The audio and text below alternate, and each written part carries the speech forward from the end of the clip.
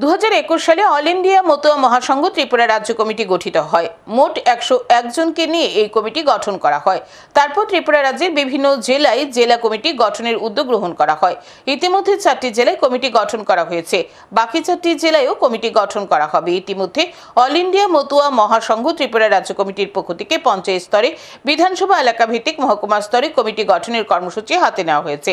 রবিবার আগরতলা প্রেস ক্লাবে সাংবাদিক সম্মেলন করে এই বিষয়ে জানান অল ইন্ডিয়া মতুয়া মহাসংঘ ত্রিপুরা রাজ্য কমিটির সাধারণ সম্পাদক প্রকাশ চন্দ্র বিশ্বাস।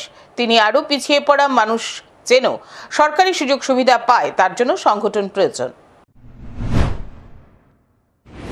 যে সমস্ত ডিস্ট্রিক্ট কমিটি এবং সাব ডিভিশনাল কমিটি এবং পঞ্চায়েত লেভেল কমিটি গঠন করা এবং পরবর্তীকালে আমরা বিধানসভা লেভেল কমিটিও গঠন করব। কেননা সংগঠন ছাড়া আমাদের এই পিছিয়ে পড়া মানুষ, দলিত এবং যারা আজকে সরকারি সুযোগ সুবিধা থেকে শুরু করে বিভিন্ন সুযোগ সুবিধা থেকে যারা বঞ্চিত, তারা যাতে সঠিক দিশা পায়,